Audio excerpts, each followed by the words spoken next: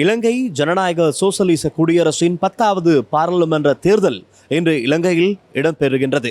அந்த நிலையில் இன்று காலை 7 மணிக்கு ஆரம்பமான வாக்களிப்பு நடவடிக்கைகள் இன்று மாலை 4 மணியுடன் நிறைவடைந்தது. அதனை அடுத்து தேர்தல் அதிகாரிகள் பாதுகாப்பு கடமைகளில் ஈடுபட்டிருந்த முப்படையினர் என்று பாதுகாப்பான முறையில் மாலை 4:15 மணிக்கு பின்னர் வாக்குச்சாவடிகளிலிருந்து வாக்குப்பெட்டிகளை மிகவும் பாதுகாப்பான முறையில் அந்தந்த மாவட்டங்களில் இருக்கின்ற பிரதான வாக்குகள் என்னும் மத்திய நிலையங்களுக்கு கொண்டு வந்து சேர்த்திருக்கிறார்கள். இந்த நிலையில் லங்காஸ்ரீ நாங்கள் இன்று காலை முதலே கம்பகா மற்றும் கொழும்பு மாவட்டத்தின் கள நிலவரங்கள் என்ன மாதிரியாக இருக்கின்றது என்று நாங்கள் காலை முதலே உடனுக்குடன் உங்களுக்கு தகவல்களை அந்தந்த இடங்களிலிருந்து வழங்கி வருகின்றோம்.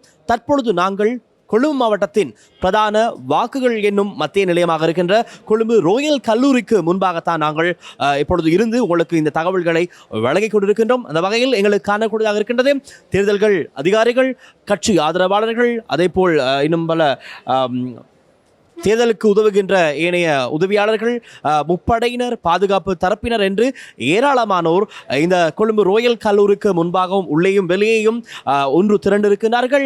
இப்பொழுது வாக்குகள் என்னும் நடவடிக்கைகள் இன்று மாலை ஆரம்பமாகியிருக்கிறது. முதல் கட்டமாக தபால் மூல வாக்குகள் என்னும் பணிகள் ஆரம்பமாகியதை அடுத்து இப்பொழுது பிரதான வாக்குகள், அதாவது மக்கள் நேரடியாக வாக்குச்சாவடிகளுக்கு சென்று வழங்கிய வாக்குகளை இன்னும் பணிகளும் ஆரம்பமாக இருக்கின்றது. இந்த நிலைத்தான் நாங்கள் இங்கிருந்து உங்களுக்கு இந்த தகவல்களை வழங்கிக் கொண்டிருக்கின்றோம்.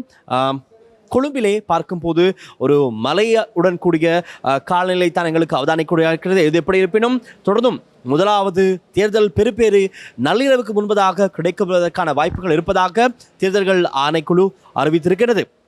எது எப்படி இருப்பினும் பார்க்க இன்று தேர்தல்கள் நாளில் மக்களுடைய வாக்கு வீதம் எப்படி இருக்கிறது என்று பார்த்தால் ஜனாதிபதி தேர்தலிலும் பார்க்க இந்த பாராளுமன்ற தேர்தலிலே வாக்கு வீதம் குறைவாகத்தான் இருக்கின்றது. அதாவது 60 தொடக்கம் 65% வாக்குகள் தான் நாடளாவிய ரீதியில் பதிவாகி இருப்பதாக தேர்தல்கள் ஆணைக்குழு வெளியிட்ட அறிக்கையில் குறிப்பிடப்பட்டிருக்கின்றது. அந்த வகையில் நாங்கள் அவதானித்த கொழும்பு மற்றும் கம்பகா மாவட்டத்தின் வாக்கு வீதம் எப்படி இருக்கிறது என்று பார்த்தால் கம்பகா மாவட்டத்தில் 19 ஆசனங்களுக்கான போட்டி நிலவுகின்றது. இந்த போட்டியில் தேர்தலிலே 66% வாக்குகள் தான் இன்று பதிவாகி இருக்கின்றது.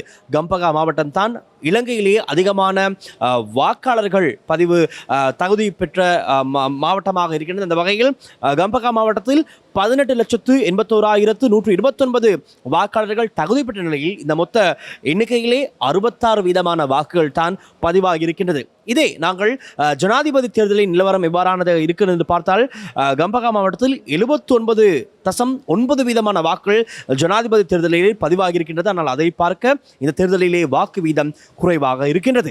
அதே போல் கொழும்பு மாவட்டத்தின் நிலவரம் என்னவாக இருக்கின்றது என்று பார்த்தால் கொழும்பிலும் அதே மாதிரியான சூழல் தான்.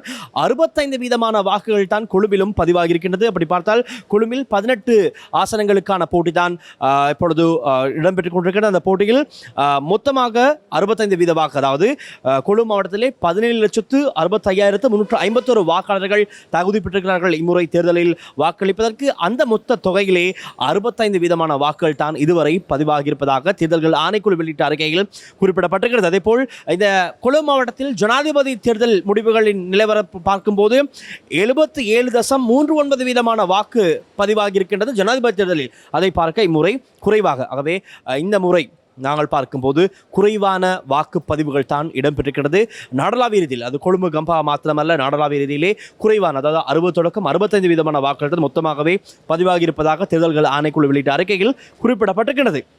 இந்த நிலையில் தபால் மூல வாக்குகள் எண்ணுவதற்கான நடவடிக்கைகள் ஆரம்பமாகிவிட்டன. அதே போல் இப்பொழுது இரண்டாம் கட்டமாக நேரடியாக மக்கள் சென்று வழங்கிய வாக்குகள் எண்ணுவதற்கான நடவடிக்கைகளும் ஆரம்பமாகியிருக்கின்றது. இன்னும் சொல்லப்போனால் அமைதியான ஒரு சூழலுக்கு மத்தியில் தான் இன்று தேர்தல்கள் இடம்பெற்று முடிந்திருக்கிறது. மாலை 4 மணி வரை கொழும்பு மற்றும் கம்பகா மாவட்டத்தில் எந்த விதமான தேர்தல் வன்முறை சம்பவங்களும் பதிவாகவில்லை என்பது குறிப்பிடத்தக்க ஒரு விடயம். அந்த நிலையில் இன்னும் கூறப்போனால் இலங்கை போலீஸ் திணைக்களம் மிகவும் பாதுகாப்பு நடவடிக்கைகளை மும்முரமாக முன்னெடுத்திருந்தார்கள். எங்களுக்கு அவதானிக்கூடியதாக இருந்தது. ட்ரோன் கேமராக்கள் மூலமாக இன்று இந்த பாதுகாப்பு நடவடிக்கைகளை போலீசார் விரிவுபடுத்தியிருந்தார்கள். கொழும்பும் சரி கம்பகா மாவட்டமும் சரி 2 மாவட்டங்களிலும் ட்ரோன் கேமராக்கள் மூலம் போலீசார் பாதுகாப்பு நடவடிக்கைகள் அவதானித்து வந்ததை நாங்கள் பார்த்திருந்தோம். அந்த காட்சிகளும் நீங்கள் காணக்கூடியதாக இருக்கும். அதே போல் ஜனாதிபதி அனுரகுமார் திசாநாயக்க அவர்கள் இன்று காலை மருதான பஞ்சிகாவத்தில் அமைந்திருக்கின்ற அபய சிங்கராமவில் வந்து தான் தனது வாக்கினை பதிவு செய்திருந்தார். அப்பொழுது வாக்கினை பதிவு செய்துவிட்டு ஊடகங்களுக்கு கருத்து தெரிவிக்கும் போது அவர் கூறினார், பலமான ஒரு ஆட்சியை அமைப்பதாகவும் பார்லிமெண்டத்தை அமைப்பதாகவும் அதேபோல் வடக்கு கிழக்கு தெற்கு மேற்கு ஆகிய அனைத்தையும் ஒன்றிணைக்கும் ஒரு அரசாங்கத்தை தான் உருவாக்க தயாராக இருப்பதாகத்தான் ஜனாதிபதி அவர்கள் அந்த ஊடக சந்திப்பில் தெரிவித்தார். அதாவது வாக்கினை செலுத்திவிட்டு ஊடகங்களுக்கு கருத்து தெரிவிக்கும் போது தான் அந்த விடயத்தையும் தெரிவித்திருந்தார். அந்த காட்சிகளும் நீங்கள் லங்கா ஷோயில் காணக்கூடியதாக இருக்கும். ஆகவே இது எப்படி இருப்பினும் முதலாவது தேர்தல் முடிவுகளை முந்திக்கொண்டு நாங்கள் உங்களுக்கு தருவதற்கு தயாராகத்தான் இருக்கிறோம். ஆக தொடர்ந்தும் லங்கா ஷோயுடன் இணைந்து கொள்ளுங்கள். லங்கா செய்திகளுக்காக ஒளிப்பதிவாளர் சமில்க சம்பத் மற்றும் விஜயுடன் நான் டில்ஷான் வின்சன், கொழும்பு ரோயல் கல்லூரி வளாகத்திலிருந்து.